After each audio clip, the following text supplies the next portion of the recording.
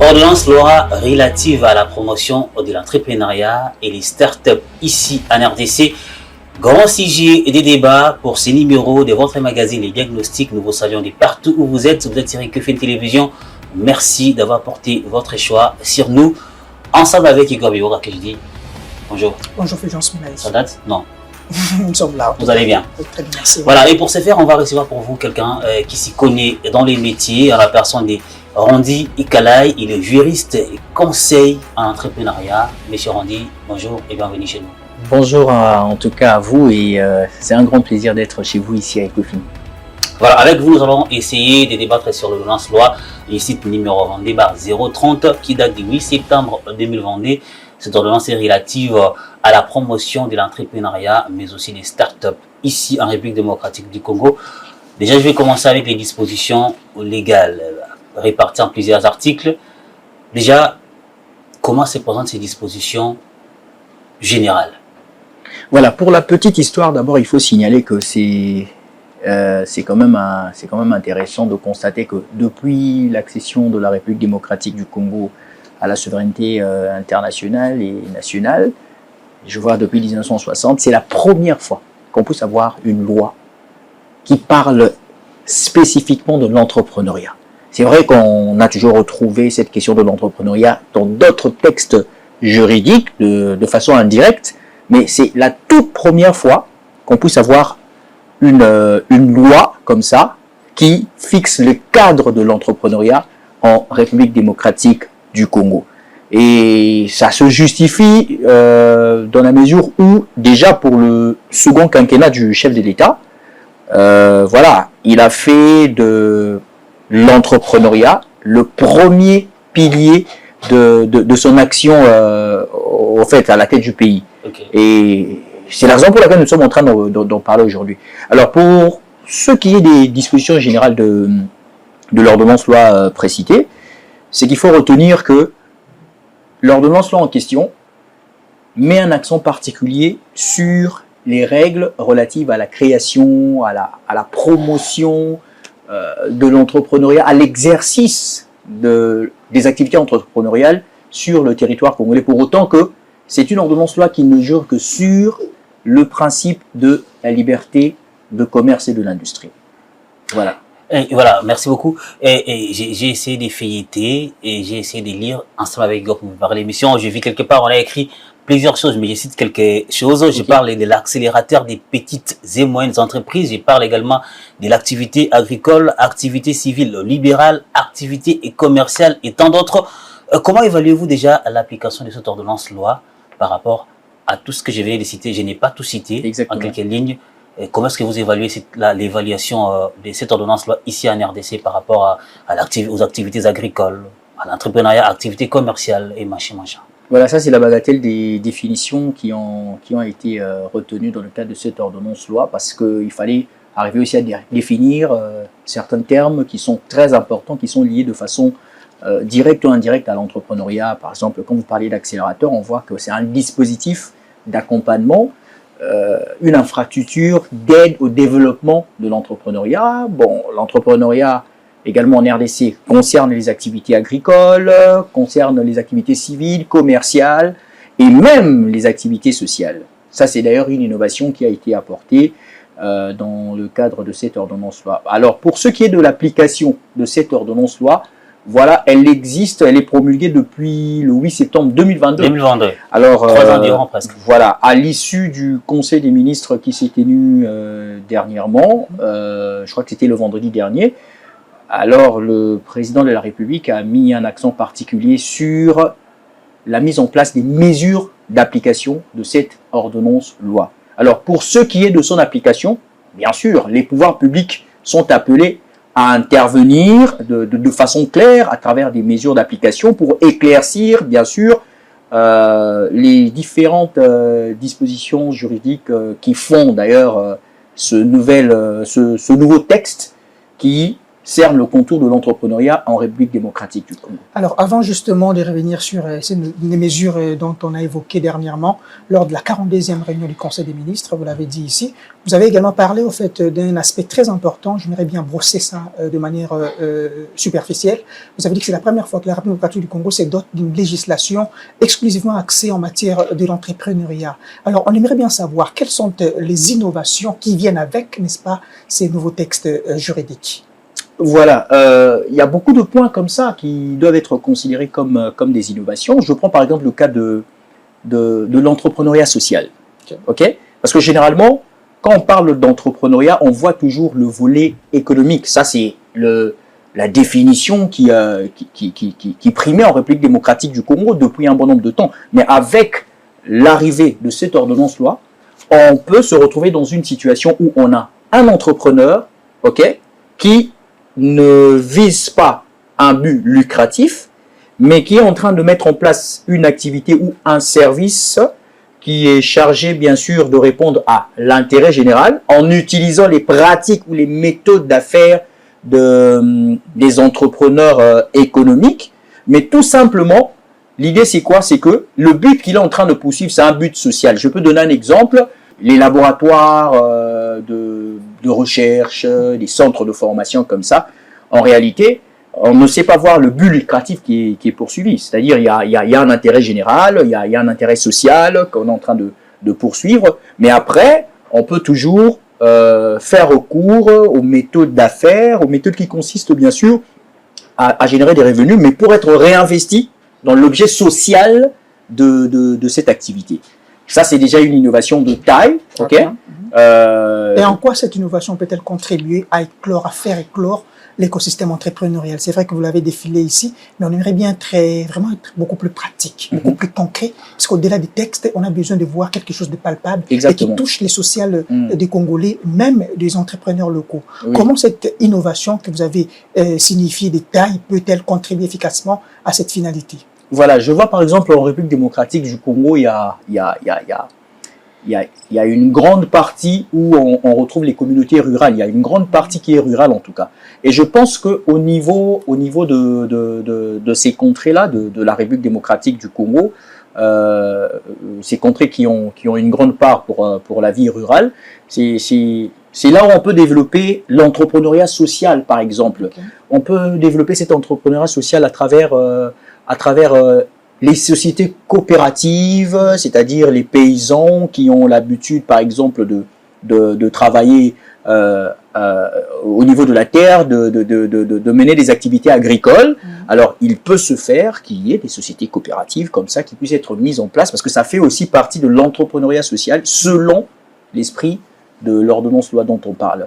Et il peut se faire aussi au niveau des communautés rurales, au niveau des provinces aussi, qu'on puisse mettre en place, par exemple, de laboratoires de recherche en ce qui concerne les semences qu'on peut utiliser pour développer l'agriculture, parce qu'il faut noter que la République démocratique du Congo, c'est aussi un pays à grande vocation agricole. Okay. Alors, l'entrepreneuriat social peut jouer un rôle très important pour booster les activités agricoles en République démocratique du Congo. Nous sommes dans le domaine des scies. Dit-on, un vieux dicton qui dit, avec des scies on mettrait Paris en bouteille, mais on ne l'a jamais fait en tout cas, juste pour rire. Mais seulement, nous sommes là, vous avez dit que l'entrepreneuriat social peut participer activement à la croissance économique, n'est-ce pas, de notre pays. Qu'est-ce qui bloque pour que cela soit faisable? Puisque la législation existe, je le rappelle ici, depuis le 8 septembre 2022, on suppose qu'elle est déjà en vigueur, n'est-ce pas? Exactement. 3 ans déjà. Alors, qu'est-ce qui bloque son application directe? Alors, je pense que la responsabilité, elle est partagée du côté de nous qui font partie du peuple congolais, pour autant que nous, à notre niveau, on ne se livre pas à des activités couvertes par l'entrepreneuriat social, bien sûr. Après, il y a une grande responsabilité des pouvoirs publics, parce que, vous savez, c'est depuis 2022 que l'ordonnance loi en question existe, mais on n'en parle que moins en fait. On n'en parle que moins. Et voilà qu'aujourd'hui, les mesures d'application sont appelées à être mises en place. Donc ça veut dire que d'une manière ou d'une autre, la responsabilité elle est partagée du côté des experts, des chercheurs qui devaient être là pour sensibiliser bien sûr la cible appropriée en ce qui concerne l'existence de cette ordonnance-loi, du côté des hommes de médias aussi qui n'en ont pas parlé, et également des entrepreneurs ici en République démocratique du Congo. Voilà, je vais dans les mêmes sens, dans les mêmes ordres d'idées, et c'est un peu de paraphraser également Igor pour vous poser notre question. On va maintenant entrer dans les vifs de cette ordonnance-loi. Je prends l'article 30. Okay. Je prends l'article 30 parce qu'on se connaît, on connaît un peu l'entrepreneuriat en RDC. Les entrepreneurs, les jeunes surtout, souffrent de plusieurs problèmes. Ils disent qu'ils n'ont pas accès au financement. L'article 30 dit ceci, je les lis pour vous et pour les téléspectateurs. L'accès des micro, petites et moyennes entreprises au financement de leurs affaires est garanti par les fonds des garanties de l'entrepreneuriat au Congo, FOGEC en sigle. C'est-à-dire c'est FOGEC qui garantit l'accès au financement des affaires et autres. Bon, à ce jour, vous êtes juriste, conseiller en entrepreneuriat. Est-ce que cette ordonnance-loi, à partir de cet article, est vraiment mise en vigueur de manière impartiale ou bien c'est de manière sélective? Voilà, déjà, je vois, vous êtes dans le cadre institutionnel. Il y a tout un chapitre sur ça. Et parmi les institutions qui sont appelées, bien sûr, à booster cette promotion de l'entrepreneuriat et des startups en République démocratique du Congo, il y a le Fonds de garantie de l'entrepreneuriat au Congo, le FOGEC. Alors, comme il est dit là au niveau de l'article 30, en ce qui concerne l'accès au financement, qui est un problème épineux pour les entrepreneurs en République démocratique du Congo, on le sait bien, le FOGEC joue son rôle parce que le FOGEC existe depuis un bon nombre de temps comme ça.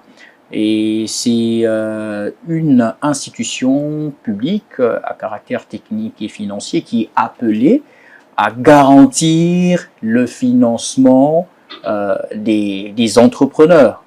Et je crois que ça existe, ça se fait déjà, c'est un travail qui se fait. Il y a des entrepreneurs que je connais qui sont passés par le FOGEC, qui ont eu, sans pour autant faire la publicité, qui ont quand même eu à nous donner des bonnes informations sur le travail du FOGEC. Après, il faut signaler que le FOGEC n'est là que pour garantir le crédit, c'est-à-dire l'accès au crédit, c'est-à-dire un entrepreneur qui va solliciter un crédit quelque part. Et comme les entrepreneurs ont toujours ce grand problème-là de présenter des garanties sûres, oui. C'est à ce moment-là que le FOGEC va se présenter comme une sorte de caution, okay, pour garantir le crédit, de telle sorte que l'institution qui va se décider de prêter de l'argent à cet entrepreneur, qu'elle n'arrive pas à hésiter, parce que le FOGEC est là tout simplement pour servir de cette garantie-là. Restons toujours dans la même logique de la question que Fulgence venait de poser ici, puisqu'on parle d'accès au financement, le crédit. Vous le savez aussi bien que nous, que les entrepreneurs congolais, ça fait partie des principales préoccupations des entrepreneurs congolais qui déplorent en fait le manque de financement au crédit, l'accès difficile au crédit, ce malgré en fait la présence pléthorique des structures de financement de crédit. Qu'est-ce qui explique en fait cette contrainte-là? Alors, il faut savoir aussi que le problème d'accès au crédit, c'est vrai que c'est un problème qui est d'ordre institutionnel en République démocratique du Congo, mais le problème c'est aussi au niveau des entrepreneurs. Parce que il y a des entrepreneurs qui pensent que pour évoluer, il faut absolument avoir du crédit. Non, c'est pas ça. Je pense que le meilleur financement, c'est l'apport personnel. C'est l'apport personnel, c'est-à-dire quand vous commencez vos activités, et il faut commencer petit, avec les maigres moyens, avec un tout petit capital qui peut provenir peut-être de la famille, des amis, tout ça. Ça, c'est le premier pas. Parce que, il faut qu'on se le dise, accès au financement, accès au crédit, le mot crédit déjà sous-entend le mot confiance. Quand vous commencez une activité, tout au début là, vous pensez vraiment qu'une banque sérieuse peut facilement vous donner de l'argent qui puisse constituer votre capital social pour commencer vos activités. Non, ça ne peut pas se faire. Le problème est aussi au niveau des entrepreneurs. Mais ils ont besoin de ça pour faire émerger leur activité. Ceux qui ont besoin de ça peuvent le manifester, bien sûr, en élaborant un bon plan d'affaires qui puisse être convaincant et voilà, qui puisse reprendre, bien sûr, le souci d'accroissement de vos activités. Il ne faut pas seulement arriver à demander un crédit auprès d'une banque tout simplement pour aller, par exemple, faire un tour à Dubaï, parce que ça, c'est une réalité qu'on constate aussi. D'aucuns sont pourtant vous interloquer, d'aucuns disent que voilà, comme Fulgence l'a dit ici, malgré au fait toutes les procédures administratives remplies, oui, exactement. Mais quand ils arrivent auprès de ces structures ou encore institutions pour solliciter au fait l'accès au financement, en tout cas, c'est fait de manière sélective. Est-ce que cette affirmation-là, elle est vraie ou ce sont juste des suppositions ou encore des... Bon, ça reste à vérifier parce que généralement, il y a des entrepreneurs qui rencontrent aussi ces problèmes-là, mais je pense que c'est très minimisable parce que auprès de ces institutions financières-là, eh bien, il y a aussi un standard qu'il faut respecter, il y a des plans d'affaires comme ça qu'il faut présenter, il y a des conditions qu'il faut remplir. Alors, si seulement ces institutions financières-là se décident, par exemple, d'examiner à la loupe votre plan d'affaires et qu'en fin de compte, ce plan d'affaires est recalé, c'est à ce moment-là que les entrepreneurs commencent à jeter le discrédit sur... Mais parlons des secrétaires, là. Oui. Ne pensez-vous pas que ces secrétaires sont parfois dithyrambiques, trop ou encore taillés sur mesure. exagérés, et qui ne permettent pas, n'est-ce pas, aux petits entrepreneurs qui exercent à petite échelle d'être au fait éligibles à ces critères-là. Là, je peux vous donner raison dans ce sens où les conditions sont un peu très corsées, deux fois fantaisistes, parce que après tout, lorsque vous êtes une institution financière, vous devez tenir compte également de tous les paramètres possibles, de la réalité économique, de la vie sociale, comment elle se présente, tout ça. Parce que sous d'autres cieux, en tout cas, il existe bien sûr des situations d'accès au financement au taux zéro.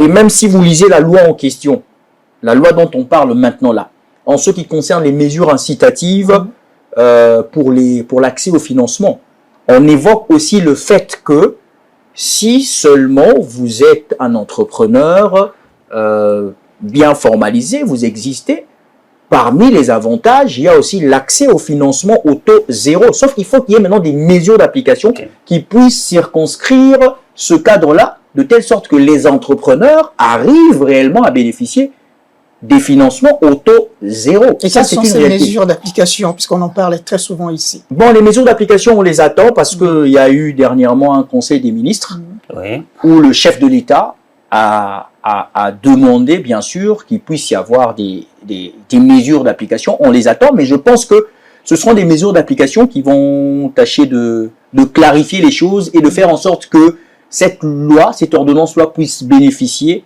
aux entrepreneurs congolais ou même étrangers qui veulent investir ici en République démocratique du Congo. Et de manière anticipative, puisqu'on est en train de faire, n'est-ce pas, je dirais, une lecture diagnostique, n'est-ce pas, de ces mesures d'application, vous projetez quel genre de mesures, si on peut anticiper? Bon, moi je pense que ce sont des mesures qui doivent rentrer dans la droite ligne des mesures incitatives, par exemple, qui se retrouvent déjà dans l'ordonnance loi. Parce que quand vous lisez déjà l'ordonnance loi, vous allez retrouver qu'elle-même est en train d'évoquer des mesures incitatives. Je cite par exemple l'accès au crédit bail. Hein, l'accès au crédit bail qui est un mode de financement sur base d'équipement. Ça, c'est très important. Mais généralement, ça c'est une information que je vous donne, les entrepreneurs ne sollicitent pas trop cette forme-là de crédit. Alors que c'est une forme de crédit qui vous permet de devenir propriétaire des équipements qui peuvent vous permettre, bien sûr, d'exercer vos activités commerciales. Il y a par exemple l'amnistie fiscale. On en parle dans l'ordonnance loi en question, c'est-à-dire une année après l'entrée en vigueur de cette ordonnance loi, eh bien, les entrepreneurs sont appelés à bénéficier d'une amnistie fiscale. Il y a par exemple, je vois par exemple un endroit où on parle de mesures incitatives liées aux exonérations, en ce qui concerne le paiement des frais de la SNEL, de la régie des eaux, de l'Internet. Voilà, si seulement ces mesures d'application agissent dans ce sens-là, de telle sorte que les entrepreneurs, les start-up, puissent réellement tirer profit de cette ordonnance loi qui est chargée de faire la promotion de l'entrepreneuriat et surtout aller dans la logique de la vision du chef de l'État qui a fait de l'entrepreneuriat son premier pilier de son second quinquennat. Je pense que ça va résoudre grandement ce problème de pauvreté, par exemple, qu'on a en République démocratique du Congo, du chômage, parce qu'on estime que l'entrepreneuriat, c'est la voie par excellence pour créer de la richesse. Monsieur Randy, vous êtes juriste, conseil en entrepreneuriat. Vous avez tantôt parlé de la présentation des plans d'affaires. Vous conseillez les entrepreneurs. Un jeune entrepreneur comme moi, par exemple, qui ne s'y connaît presque pas, qui veut devenir entrepreneur et qui ne sait pas comment est-ce qu'on élabore un plan d'affaires. Déjà, de votre part, qu'est-ce que vous faites? Voilà. En ce qui concerne le plan d'affaires, il faut retenir qu'il n'y a pas de plan d'affaires standard. Ok? Chaque institution financière a des modalités comme ça qu'elle fixe pour que tel plan d'affaires ou tel autre soit acceptable. Il faut d'abord partir de là. Alors, selon que vous êtes en train de calculer, par exemple, de bénéficier d'un crédit auprès d'une institution privée ou publique, il faut premièrement se poser la question de savoir quels sont les critères mis en place par ces structures-là, parce que ça diffère d'une institution financière à une autre. Vous les dites aux entrepreneurs que vous conseillez? Bien sûr, on le fait en tout cas parce qu'on a l'habitude d'être en contact avec eux, il y a des entrepreneurs qui viennent solliciter par exemple des conseils à caractère juridique de notre côté. Après, bon, on arrive aussi à les diriger auprès des structures comme l'Agence nationale de développement de l'entrepreneuriat congolais, ANADEC. ANADEC, oui. Oui, voilà, parce que là-bas, ils peuvent retrouver des experts en tout cas qui peuvent bien sûr les aider à monter des plans d'affaires qui puissent être bancables. Justement, un souci, je ne sais pas. Déjà l'article 31 de cette loi l'est dit, l'accès aux formations est nécessaire. Il y a une structure qui existe, l'ANADEC, l'Agence nationale de développement de l'entrepreneuriat. Vous avez cité tantôt, est-ce que cela s'est fait et de manière normale, comme l'article 31 pour l'accès au financement, l'article 30 qui parlait de l'accès au financement. Maintenant, l'article 31 parle de l'accès aux formations. L'ANADEC les fait comment? L'ANADEC les donne de manière gratuite. L'ANADEC a ses critères. L'ANADEC a également sa forme sélective. Voilà. Alors, bon, sans pour autant parler comme un représentant de l'ANADEC, selon les informations qui sont en ma possession, c'est que c'est une structure, en tout cas, qui excelle en ce qui concerne les formations dispensées à l'intention des entrepreneurs. Alors, il y a la maison de l'entrepreneuriat et de l'innovation qui existe au niveau de la première unité. C'est là où l'ANADEC a l'habitude de dispenser des formations, en tout cas par rapport aux informations qui sont en ma possession, parce que je connais des entrepreneurs qui vont se faire identifier au niveau de l'ANADEC, qui ont bénéficié des formations managériales et techniques au niveau de l'ANADEC, et à ce que je sache, comme c'est un établissement public, naturellement, ce sont des formations qui se donnent gratuitement. Alors, au-delà de la formation que vous venez d'évoquer tantôt ici, on sait bien que c'est un problème également qui ronge les entrepreneurs locaux. Beaucoup d'entre eux n'aiment pas en fait être formés, ils ne veulent pas bénéficier des formations pour question en fait d'améliorer leurs compétences. Mais au-delà de la formation, il y a aussi un autre problème, c'est celui de la formalisation. Voyez-vous, donc les entrepreneurs congolais ont du mal à se formaliser. Alors, comment résoudre ces problèmes-là?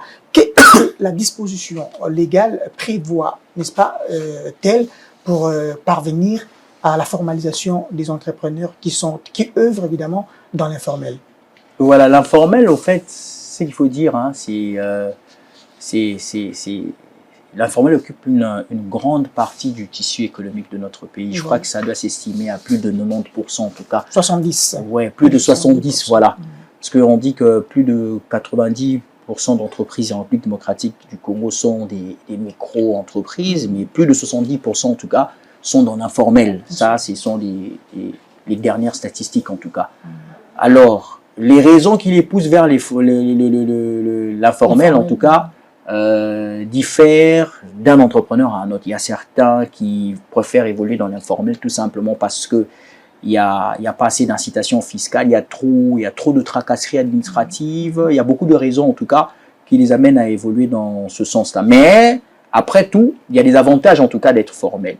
On a tantôt parlé ici de l'accès au financement. Je ne vois pas une institution financière accepter de mettre à la disposition en tout cas d'un entrepreneur qui évolue dans l'informel en tout cas de l'argent. Ça ne passe pas. Et puis, bon, la structure qui est appelée, bien sûr, à formaliser les entreprises en République démocratique du Congo, c'est le guichet unique de création d'entreprise. Alors, il faut toujours commencer par là.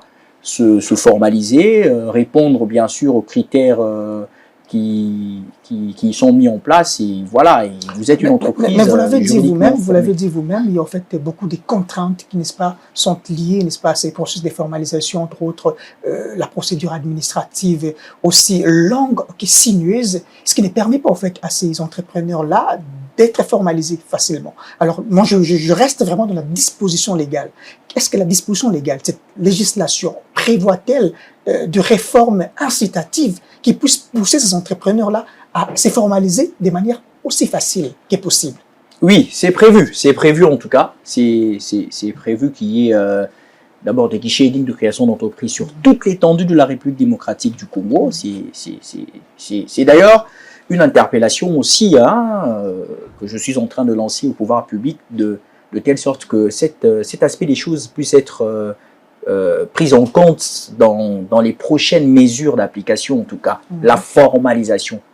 Ce serait intéressant que cette formalisation jure sur le gain de temps, sur les exonérations fiscales. Voilà, les exonérations fiscales, sur le respect des pratiques administratives, des normes administratives, parce que il faut savoir que l'amélioration du climat des affaires passe aussi par une très bonne formalisation, surtout quand ça prend moins de temps. Parce que on a toujours dit que le temps, c'est de l'argent. Bien sûr. Alors, quand vous êtes entrepreneur, vous êtes homme d'affaires, vous voulez par exemple créer votre entreprise, ce ne serait pas intéressant de mettre beaucoup de temps auprès de l'institution officielle qui est appelée à vous rendre formel. Donc, ce sont des points comme ça qui doivent intéresser le pouvoir public en ce qui concerne les prochaines mesures d'application. Pensez-vous que le pouvoir public en question dont vous parlez ici réussira-t-il les paris ce qu'on appelle l'émergence d'une classe moyenne entrepreneuriale avec cette disposition légale? Je crois que oui, parce que déjà, il faut dire que dans l'ordonnance en question, il y a des institutions publiques qui existent déjà pour, bien sûr, arriver à réussir ce pari, et surtout... In concreto, de quelle manière? Parce qu'on ne peut pas rester théorique. J'ai horreur de la théorie. J'aime bien le fait. Non, mais en fait, je suis en train de partir d'une logique où cela a déjà fait partie de la vision du chef de l'État.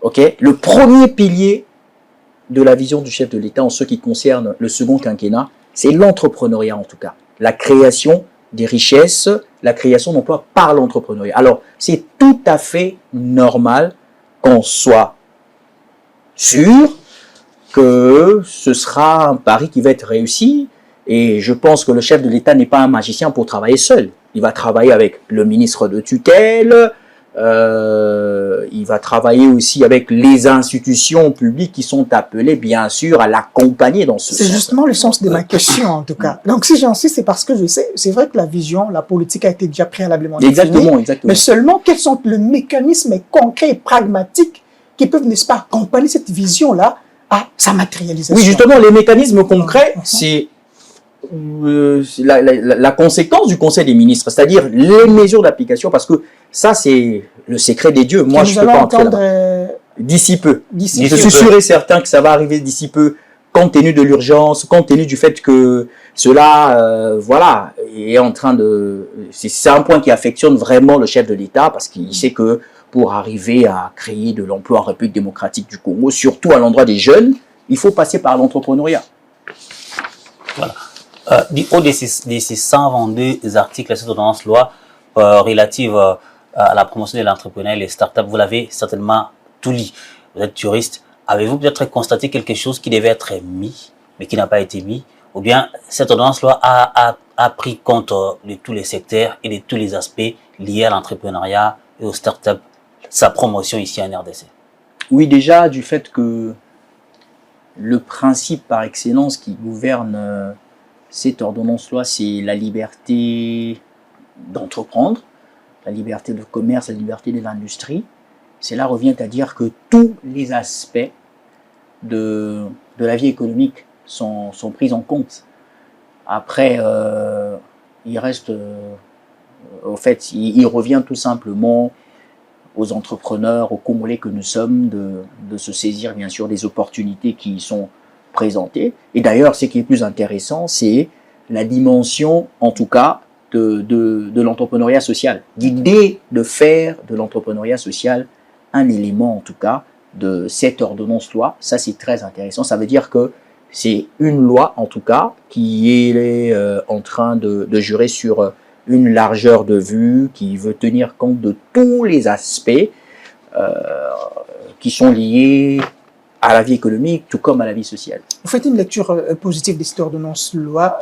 En tant que juriste, vous pouvez également avoir des avis contraires ou encore peut-être qu'il n'y a pas une disposition légale qui devrait être prise en compte dans cette législation qui n'a pas été faite. Est-ce que vous avez au moins une disposition légale qu'on devrait peut-être ajouter ou encore pour amender ou encore améliorer un tout petit peu cette ordonnance-loi?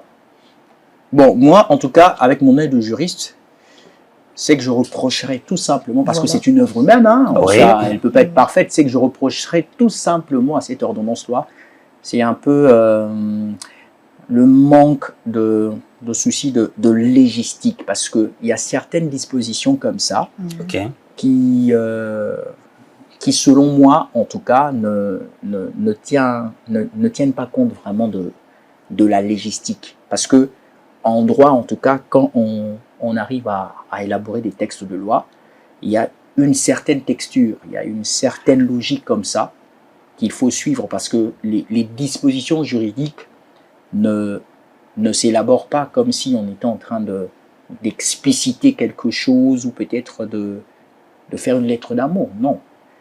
Et en tout cas, il fallait tenir compte vraiment de la légistique dans la rédaction des différents articles, en tout cas, parce que j'ai l'impression qu'il y a certains articles qui se répètent.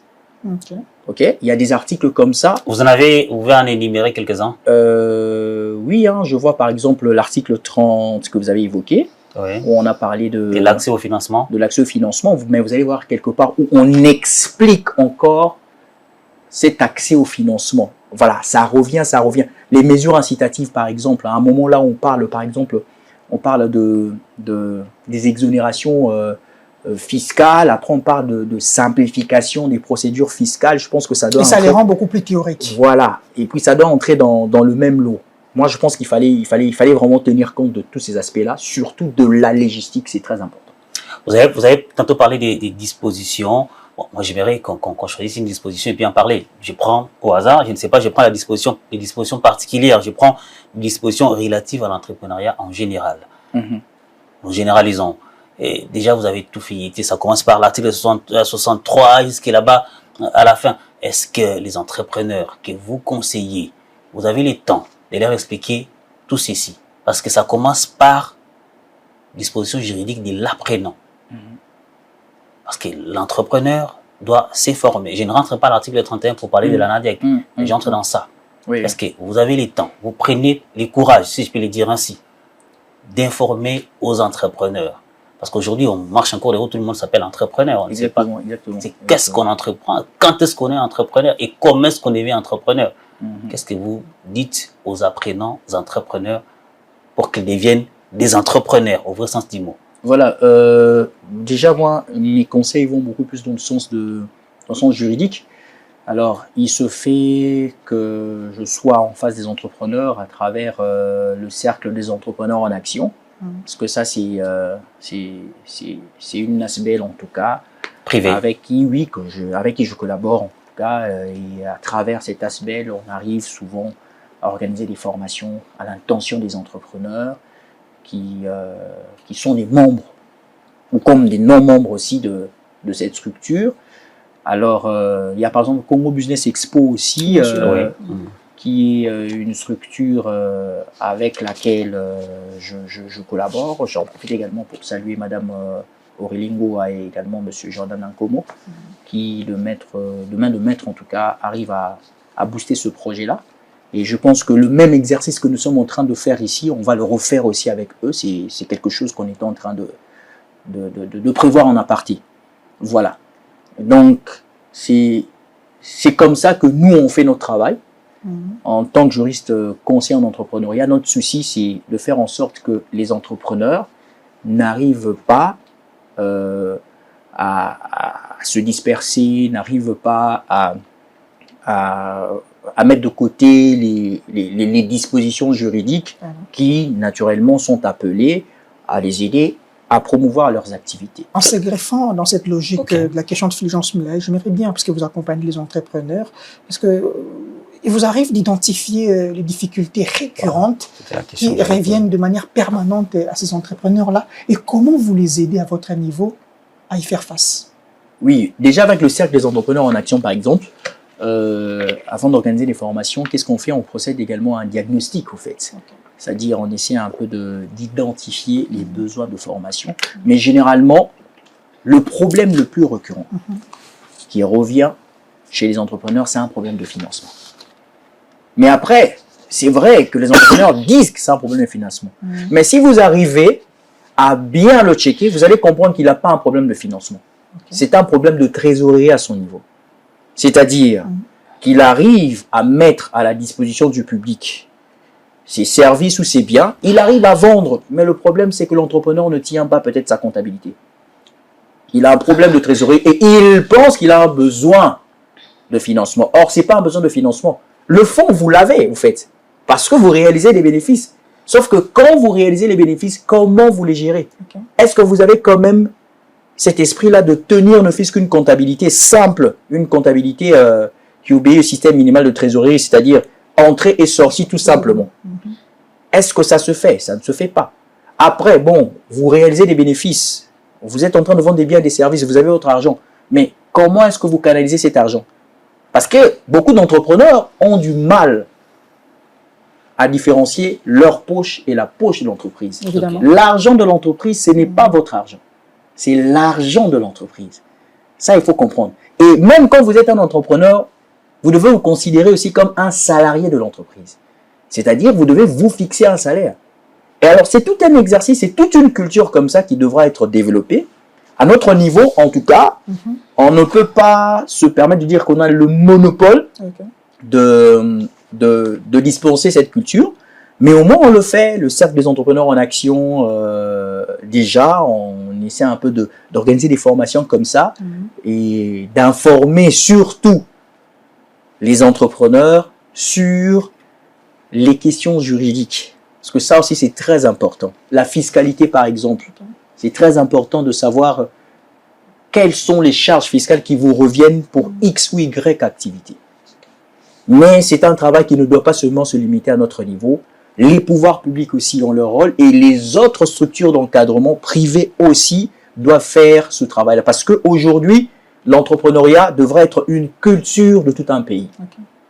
Nous sommes un pays qui regorge de plus de 100 millions d'habitants. Alors, essayez un peu de voir les potentialités d'entreprendre que nous avons en République démocratique du Congo.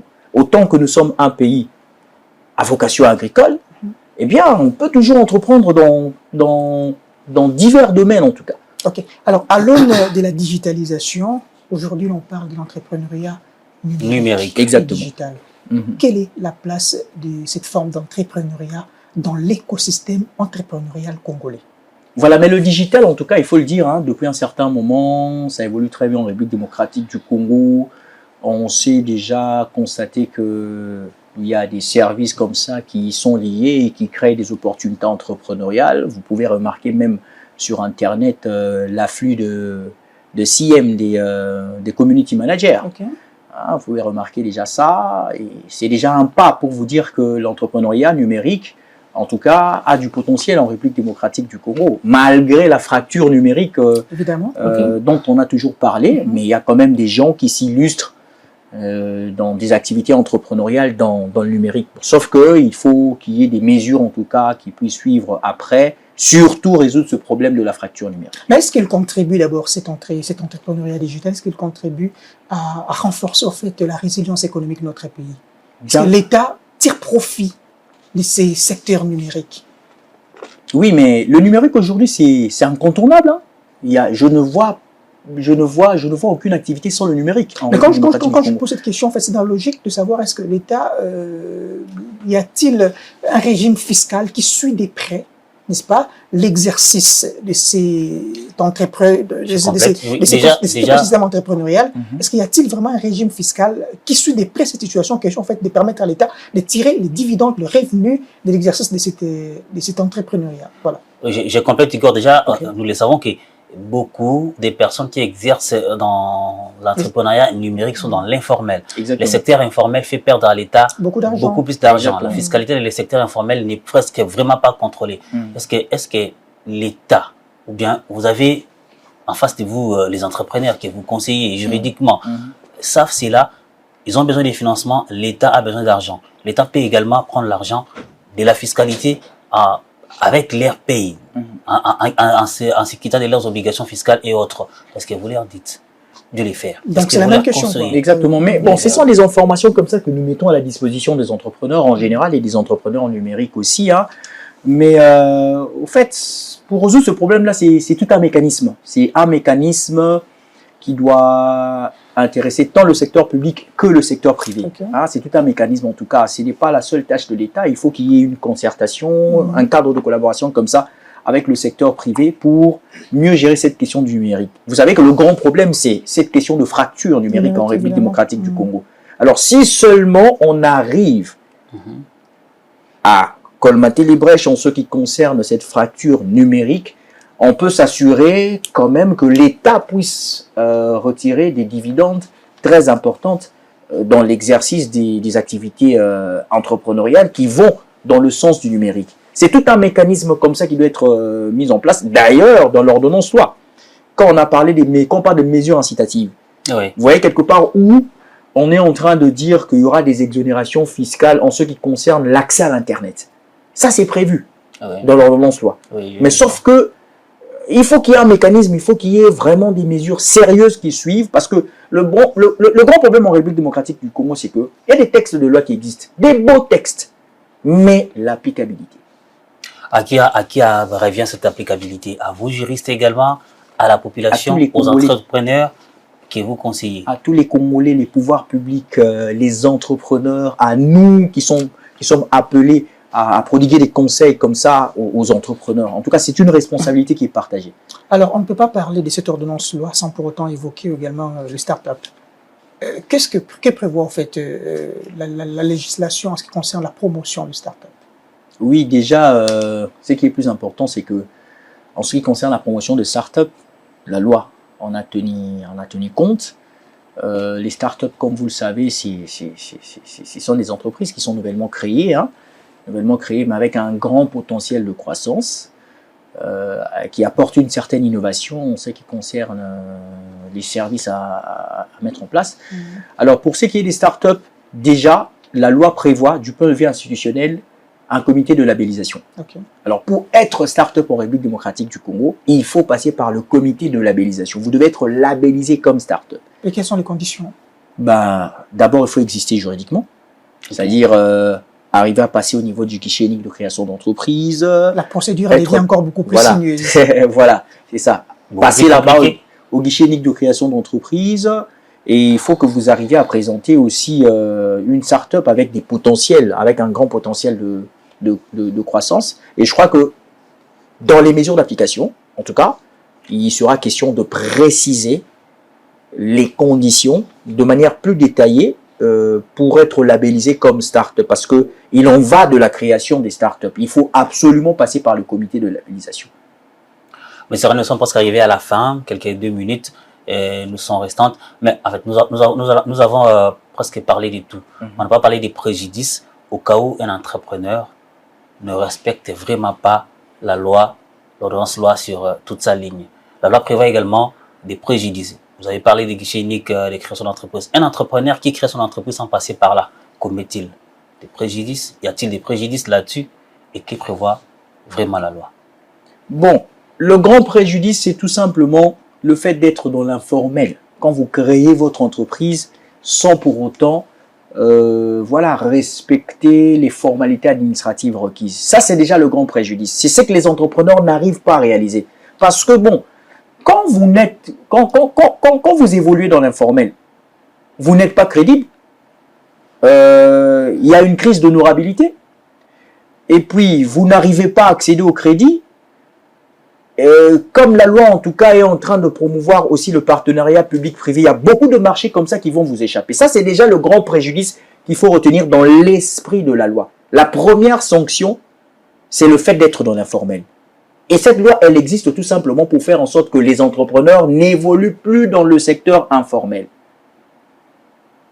Donc, la promotion de l'entrepreneuriat en République démocratique du Congo fustige l'informel. Et les entrepreneurs doivent comprendre ça. Le grand préjudice, c'est d'être dans l'informel. Igor, vous avez peut-être une question pour se quitter? Une dernière? Le temps nous fait défaut. Oui, c'est vrai qu'il y a beaucoup à dire en ce qui concerne en fait l'écosystème entrepreneurial de la RDC, mais seulement j'aimerais bien revenir sur ce qu'on évoque également beaucoup, la valorisation des déchets. Nous sommes là dans l'économie circulaire. Voilà. Que dit la législation quant à ce? Déjà, valorisation des déchets, c'est déjà très intéressant parce que ça rencontre l'entrepreneuriat social. Il y a un intérêt général, il y a une communauté qui existe, qui est victime, par exemple, des déchets que nous, on a l'habitude de mettre de côté. Et moi, personnellement, en tant que juriste conseiller en entrepreneuriat, quand je vois les déchets, je vois déjà une opportunité entrepreneuriale. Et valoriser les déchets fera en sorte que vous puissiez créer une entreprise sociale. Mais les entreprises de genre existent. Oui. Mais seulement, ils ne sont pas accompagnés par l'État. Ça, c'est l'épineux problème, en tout cas, l'accompagnement de l'État. Et je pense que, comme l'entrepreneuriat fait partie du premier pilier de la vision du chef de l'État pour le second quinquennat, c'est intéressant d'en tenir compte dans les mesures d'application. C'est très intéressant, en tout cas. Surtout la valorisation des déchets. Ce qui ouvre la voie à vos recommandations à l'endroit du président de la République qui porte cette vision, mais également au ministre sectoriel. Exactement. Et quelles sont les recommandations que vous pouvez dire aux autorités publiques? Les recommandations, en gros, ce que je peux dire, c'est qu'il faut qu'il y ait des mesures d'application qui répondent réellement aux vrais problèmes des entrepreneurs en République démocratique du Congo. Que ce ne soit pas des mesures d'application qui sont calquées peut-être d'un autre système qui n'est pas congolais. En tout cas, tenons compte du système congolais. Parce que l'entrepreneuriat, c'est aussi une donnée sociale, c'est une donnée économique, c'est une façon de penser aussi de la population. Alors, je pense que ces mesures d'application doivent cadrer avec la manière dont le Congolais pense l'entrepreneuriat. Pour que cet entrepreneuriat vise bien évidemment le développement économique et social de notre pays. Voilà, nous sommes arrivés à la fin. Avec vous, nous avons débattu sur l'ordonnance loi relative à la promotion de l'entrepreneuriat et des startups. Je rappelle, vous êtes Randy Kalaï, juriste et conseiller d'entrepreneuriat. Merci d'être passé. Je vous remercie en tout cas. Fin d'Ici Magazine, merci à vous de l'avoir suivi. Prochain numéro, la semaine prochaine, avec un autre invité pour diagnostiquer un autre secteur. Restez avec nous.